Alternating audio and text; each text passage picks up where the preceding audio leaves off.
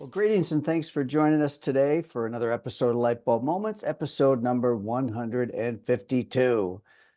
Subscribe to our YouTube channel to check out past Lightbulb Moment episodes. We also are a podcast now, so you can find that on your normal podcast channels. I'm Tom Qnity. I'm host and curator of Lightbulb Moments. And a lightbulb moment to me is one that is a sudden realization, enlightenment, or inspiration. And we hope on this forum, this will help possibly start a fire, and you can't start a fire without a spark. So hopefully we can spark you into some light bulb moments today. At Qnity, we're here to help you go from overwhelm, complexity, and confusion to a simpler path towards prosperity. And to prosper, remember to manage your ATM, the three currencies we have in life: attention, time, and money. And thanks for spending your precious time with us today. We love hearing from you. Feel free to send us a note in the chat, send us an email, whether you want to be a guest, you have a suggestion for a guest, you have your own light bulb moment. We'd love to hear from you. Our guest, which we'll get to a little bit later, is Dr. Elizabeth Richmond-Garza. She's part of the University of Texas Regents, and she's Distinguished Teaching Associate Professor of English at UT Austin, and she will be one of our esteemed, distinguished, and great presenters at the Phil coming up under 3 weeks away. Check out past episodes of Lightbulb Moment. Most recent episode actually was with myself, and I delved into some topics, which I'll review in a little bit. Prior to that, we had Will Simpson on the color part of the business from Vish. We also had Sam Bricado and Mike Liggett. We had Gary Spellman, Tamara Fields, Jen Lyles, Cash Lawless, Shane Price, and Liz and Jess Arundel. Just a few of the recent episodes you want to check out. All of them were super informative, each one a little bit different than the other, celebrating the differences that come from each of our unique guests. Remember to submit a light bulb moment of your own. We love hearing what they are. I want to give a shout out to our sponsors, Lightheart Sanders, which is really our legacy sponsor. They've been sponsoring this podcast since almost the very beginning. Green Circle. I actually think we have a member of the Green Circle team joining us today as a participant. And of course, we have Forest. So thanks to these sponsors to help make this possible. Upcoming dates we have, obviously, it is the Phil. We always talk about the Phil because we love the Phil. See you at the Phil. May 19th through 21st, Austin, Texas. Our theme this year is Leap. Take a leap into a journey between the world of business from a pragmatic standpoint as an operator, owner, participant, as well as how that fits with the world of academics. And so we are super pleased to have this unique partnership with the University of Texas that comes from actually 4 different divisions of the university. I'm only going to cover a couple right now. One is Macomb School of Business, which is one of the top business programs in the world. And then also the Human Dimension Organizations, excuse me, it's a tongue twister, which is really the part of the university. It was the first program in the country that started the human factor as it relates to business. And that is indeed where Dr. Elizabeth comes from. We also have coming up a celebration of Lightbulb Moments, where we're going to celebrate all our past guests that have inspired us, informed us, been part of our journey together on Lightbulb Moments. We do that every year. We use that as a time to celebrate them. We also have some awards, including our 3rd annual Impact Awards, and I think the final submissions are in, and the judging is in process right now. We'll soon be announcing that. I think we'll be announcing it next week, actually. And then we have 2 Golden Lightbulb Awards, which will not be announced prior to May 19th. And the awards have been finalized. We know who these individuals are. They're esteemed. They are well-deserving. And so super excited about a celebration of Lightbulb Moments on the eve of the Phil. Don't forget about Erin's podcast, Erin Bensali, Erin Kuhn Bensali, her Money O2 podcast. And before we get to Dr. Elizabeth, few different things. I want to go through my light bulb moment last week and then my light bulb moment this week. All right, last week, I spoke about the most recent work that the Qnity Institute has done, which was a chain compensation study, which continued our efforts to really help tell a new story based upon data and based upon fact and not fiction and stories about what a career in the professional beauty industry looks like from an earnings standpoint. There's multiple initiatives that are out there trying to help the talent crisis. But at the end of the day, nothing's going to change until we change the perception about earnings. And the only way to do that is through data. So super excited that we're able to do a preview of some of the findings last week. We were able to have fantastic participation from the largest salon employers in the country. We were able to almost 10x the number of locations, over half $500 million of payroll. And stay tuned for the final report on this. There's still submissions coming in, but it is super interesting and fascinating. And I think all of us, it helps all of us tell a story, as I said earlier, based upon data in terms of what a career looks like, because it shows a very, very healthy occupation based upon earnings and so many other factors.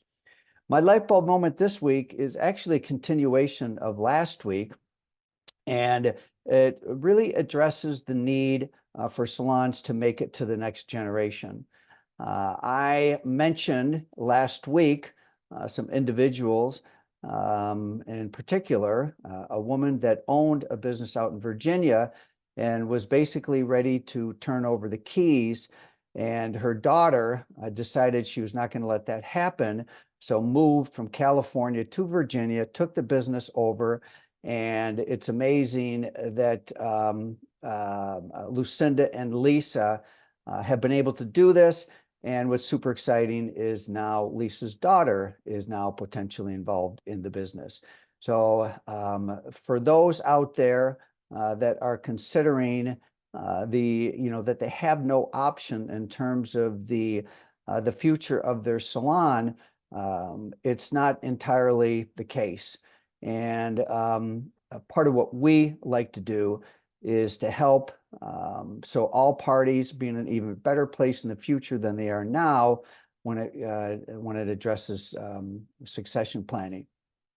So I'm going to make an announcement here in terms of something we're going to be doing about this, but I have to read to you an email that we got last week after I did this episode. And essentially what it said was, here's the email, okay? We are closing our doors. It's not over finances. I'm exhausted from pouring from an empty cup. My health is not good. My kids come home to a depleted mom, and it's prompting me this last year to surrender. We have some things to figure out, but I'm grateful for the lessons. I have to think there could be a better outcome. I actually reached out to this individual and say, how can I help? But it might be too late. I think decisions have been made, announcements have been made. But it seems to me that this was preventable. And there's definitely a new and next generation of salon owners that have emerged that are looking for businesses to take over.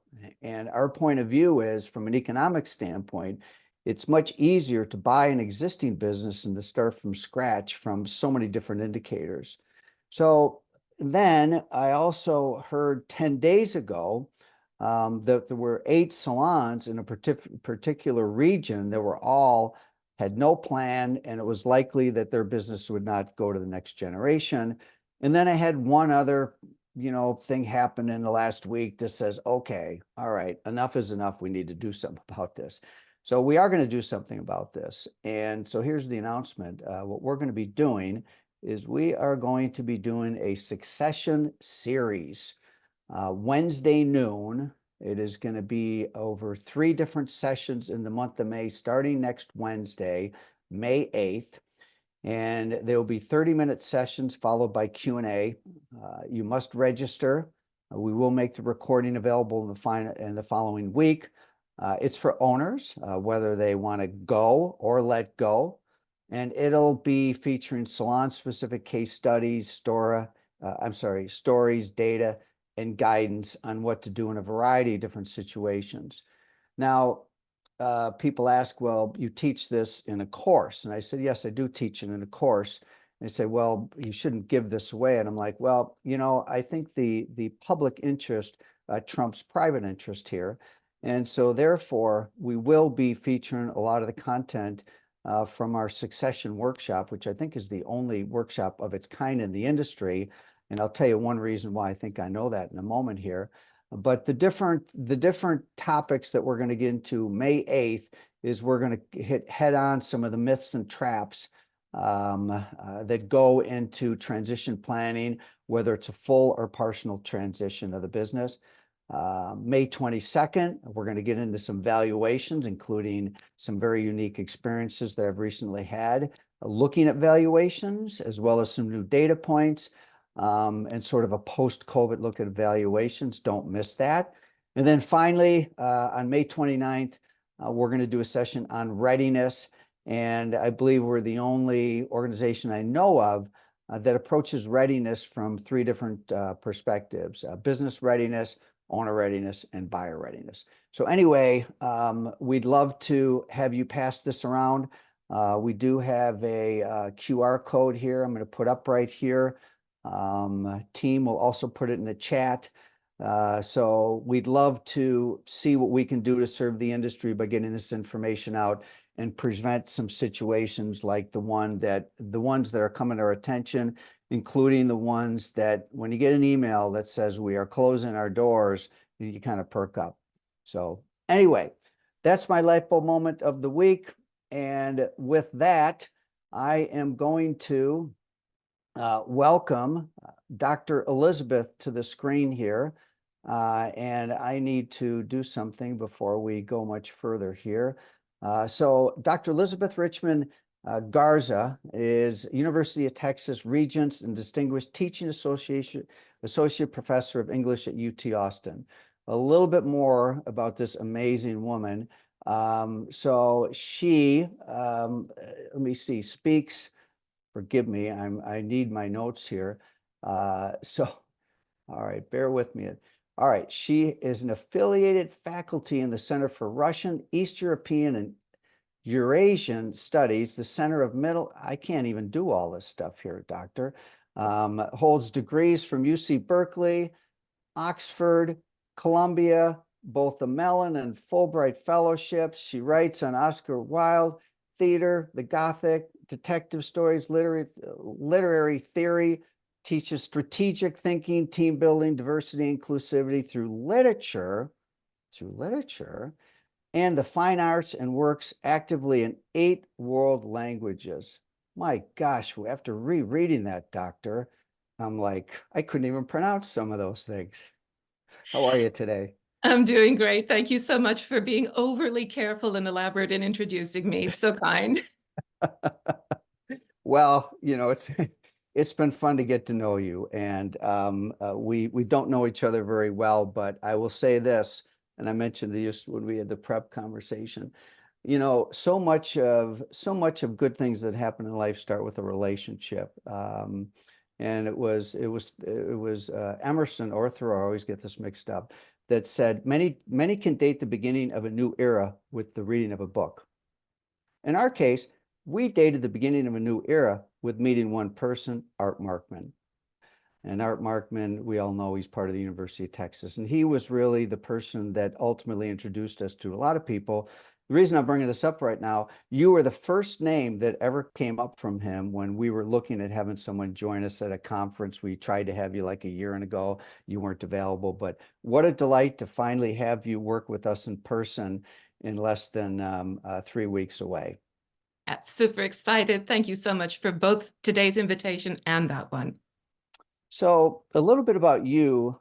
I would say that is a very unique background, and you use this term that you've had a double life. So let's talk about your background a little bit. Then we're going to get into motivations, your point of view. We'll get into your workshop and some of the format you use, multimedia. And then as a little bonus, I have a little quiz for you. I get to be, and you'll have to tell me how many people have done this to you, actually quiz the expert. So we're gonna have a little fun quiz at the end. I think you know what it is. All right. So tell us a little bit about your background and sort of this double life that you've led in your career. So thank you for letting me present myself. Double life always sounds a little bit suspect. In my case, it's totally positive. I have two nationalities. I got to grow up in Europe and in the United States. I've always been interested in international things. I was brought up speaking French and English, and I've always been really committed both to working in the academy on expressive culture, which super interests me, especially around World War I, and then taking that experience and the research that I do and applying it to real world organizational and business consequences. And that's been true since I was a grad student in New York, and I was so excited when Art Markman invited me to start that up again, working with HDO. Hmm. And so now you mentioned to me that or we talked about motivations, all right, and some of your points of view on that. And you actually, I think what you said is you love facilitating people, helping them do what they want to do. So let's talk a little bit about motivation and some of your points of view on that. I couldn't imagine a better setup than the introduction you just gave yourself to the work that you've been doing. First and foremost, people do have to be compensated. But if in fact people are being compensated and they're still not satisfied, they don't want to remain where they are, they don't want to take on different responsibilities, they don't want to imagine the future of their organization, that indicates that once people are appropriately compensated, motivation is essential. And motivation is complex. It's based on the individual, who is very distinctive. And then you have to figure out how to orchestrate, how to choreograph the way that multiple individuals with differentiated motivations can work collectively and productively. You used the word choreograph, and there's no accident to that. So tell us about your theater background then. So I probably came to working with organizations and especially with team building and strategic thinking based upon concretely working with the performing arts. That's one of my principal fields of research. Once you put, whether it's 3 people on the stage in a very small play or whether it's 60 dancers in a very complicated Russian ballet, everyone needs to know, why am I here? What do I want out of this situation? Where is everybody else on the stage so that I don't bump into them or step on their lines, so that we can create something that is rewarding for us, but also is impactful for our clients, for our customers, for whoever we're facing. So you've actually worked with theater teams then on this. And how do you go about doing that? I mean, let's say it's a large group, how would you tell us more about that? Super curious. So I'm going to build it directly out of Konstantin Stanislavski's system of acting, which in America is called method acting. The most important element, I think, is that your work on your role involves pre-work. It involves reflection. It involves asking yourself, what if? What are the things I could want? What are the things that I could do at this moment? All of which you do prior actually to entering a meeting or entering a project planning session. And if everyone has done that work and is vulnerable and shares that both with themselves, because self-reflection is hard work, and shares what is situationally appropriate and professionally appropriate in the meeting, then everyone's going to play their part well. And the audience will feel something collective and impactful. And even if you're not the star that day, that's what's crucial about method acting. One day you might be playing Hamlet. The other day you might be playing someone standing in the background. And those roles are equally important. And if one of them is incomplete or disaffected or not fully present, then actually poor old Hamlet can't deliver his lines either. And we don't want that. Um, you know, I was reflecting before we got together today, and I want to come back. I want to talk to this about performing arts a little bit, but I actually was fascinated with literature and English, and in college, most people probably don't know this, but I have a degree in accounting, which isn't a big surprise. but I also have a minor in literature from the University of Iowa, which of course has the writer's workshop. And I always had a deep appreciation for literature and English and how that helps round out. And, we're advocates of the trades, of course, for example, cosmetology, but we're also advocates of a very well-rounded education. Back to the theater situation. I'm super intrigued. I kind of want to get behind the curtain a little bit and pardon the phrase there, but I mean, do you literally like hold meetings? Do you hold huddles? Do you work one-on-one? Or do you work with the leadership team? I mean, how would you do that with a theater group? So with the theater group, it's going to be an alternation of who needs to be present at a given moment. So if you have a scene that has 3 characters in it and the other 5 actors are not even in the scene, you wouldn't waste their time every time you're rehearsing that scene. Equally, if an actor is struggling with a role, you want to make sure that they have the opportunity to be one-on-one with the director. In European productions, there's regularly a dramaturg. So actually that's 2-on-1, so that you have a sounding board, a kind of mediator between the director and the actor. But then, yes, sometimes the whole cast needs to be present. Everyone needs to be present, even if the only thing they're doing is observing and supporting the other people. So if it's a big cast, the logistics are always a little more demanding. You could have a cast of one in a one-person show, and if they were complicated or if they were stubborn, it might be harder to get them to the place you need them to be at than it would be to get 50 people for a major opera. So do you, so you work one-on-one, like sort of as a coach then? I mean, during the rehearsals then mainly? It can be aside meetings that are called outside of the actual official rehearsals, but it's quite regular to work on something for 5 or 10 minutes, for example, to run a scene and then to stop, let people reflect. They're going to take notes. That's a standard thing that actors will keep a notebook of their so-called notes. It's also typical for the director to take notes respectfully, not interrupting anything, but then to give those notes to the actor at the end.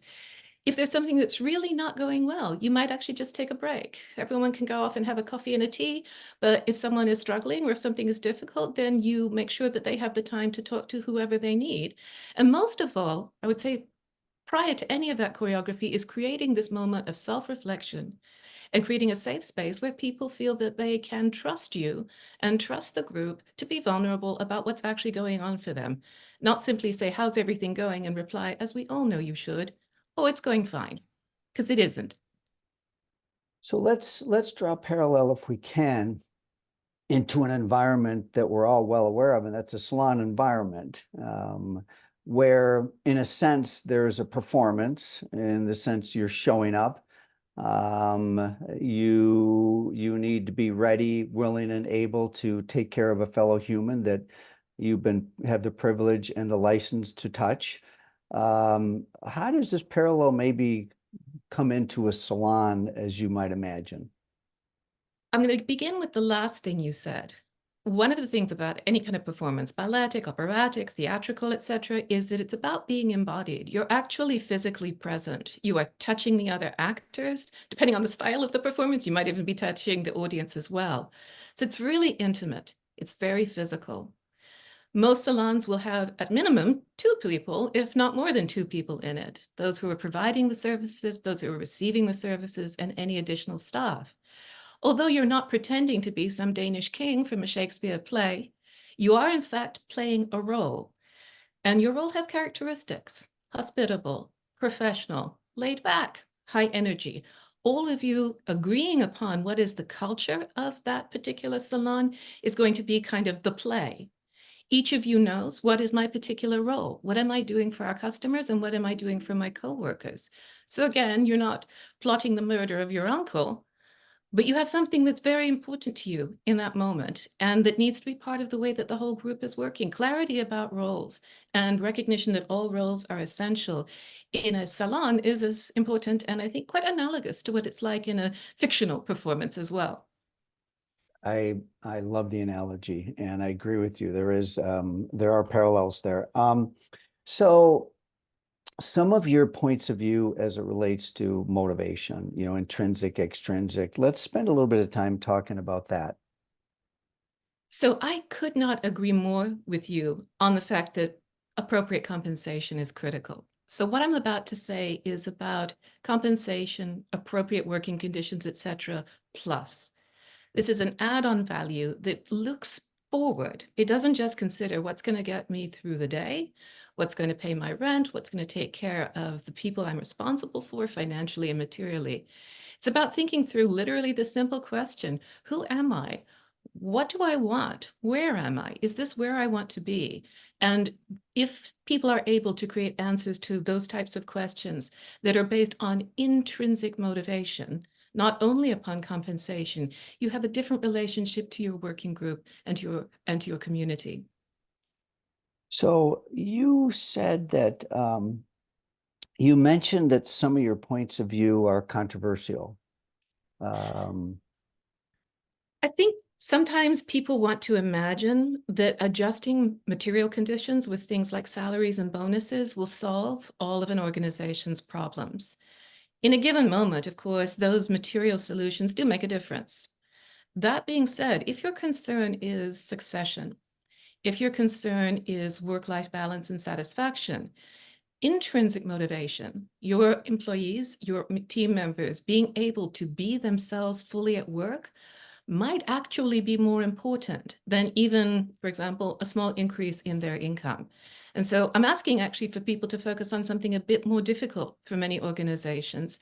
That is to tap into intrinsic motivation and to let everyone have their own intrinsic motivation.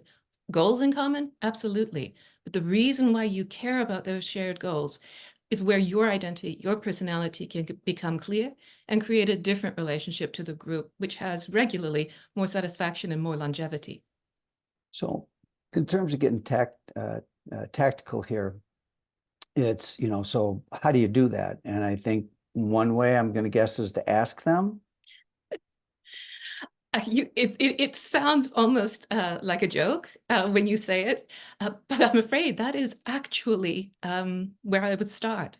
Hmm. You ask people, but it needs to be more than just asking them, how are you doing? And that's where my answer to a question about tactics involves something related to strategy. So as you're deciding what thing I want or what I need or what I don't have, or as you're thinking about what does the group need, what does the organization need, individuals within the group, whatever their role, need to be able to feel like they can really answer that question. And Hmm. I think we are accustomed to giving quite compliant and polite answers. We don't want to make difficulties. Maybe we don't even want directly to face the problem. But in order to get tactical, that is to say, actions in place, strategic thinking, which involves all levels of the organization having a say, is a prerequisite. Is this done through interview, surveys? I mean, small business, 15 employees. How do you go through that? So I can answer this one a little bit selfishly. Hmm. If you have a small organization with 15 people, a survey is really rather interesting and can be very impactful. And I have questions that whenever I'm doing workshops with single organizations, I always prefer, if I'm permitted, to have the answers to those questions. The survey is pre-work. Hmm. Actual inclusion of people in a strategic planning model that allows them to articulate what do I want and what do I think this organization should do moving forward involves the kind of thing Qnity is doing in a few weeks. You've actually got to dedicate time to a workshop. Individual interviews are great and actually can be a good starting place if folks don't know each other. That being said, ultimately, you've got to get everyone in the room. If it's a big organization, logistics are challenging. Smaller, they're challenging maybe in different ways. But unless you're working in that collective way, getting the cast really together and spending a little bit of time, I don't think you'll get quite the results.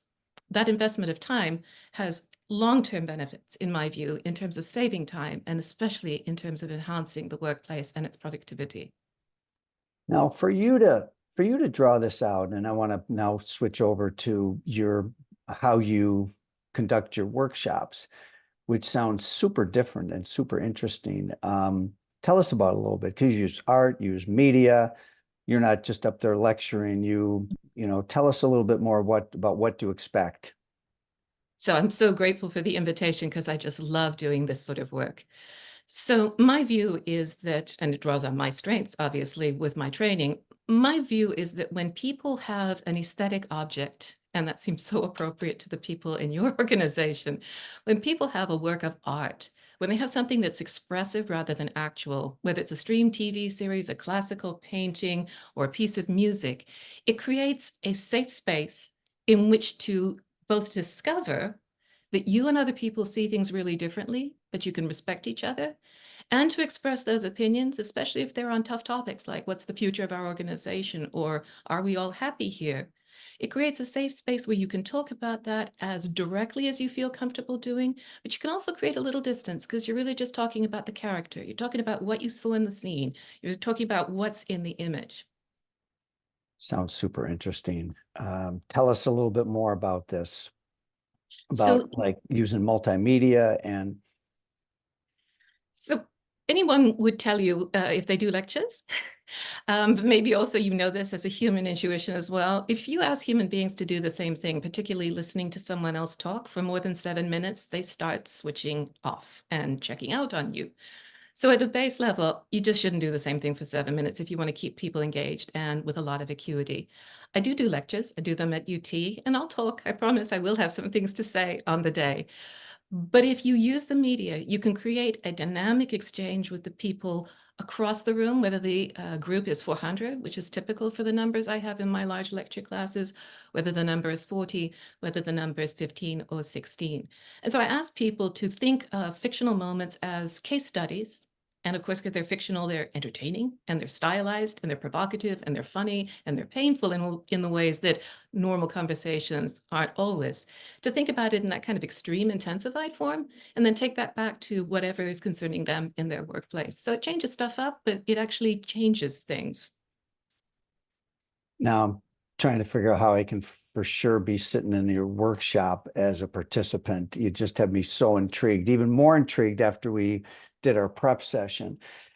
Wow, this is really intriguing stuff. And I think it's a very fresh and different look than what I've experienced. And I think a lot of the people we work with. So, is there anything else you want to say about the upcoming workshop and your point of view about motivations? Just a big invitation to anyone who joins that I would love you to come with a really open mind, ready to be fully present as yourself, looking forward to discovering things I hope about yourself and especially about others that are surprising. And those surprising discoveries about how different we are from each other, to me, build the strongest possible fabric, actually for communities, to be blunt, but certainly for working groups as well. So I look forward to some streaming TV shows, some scenarios. If you're up for it, role playing, if that makes your skin crawl, then we can dial that back a little bit. I also will be happy to keep things kind of adjusting as we go based upon how I read the room.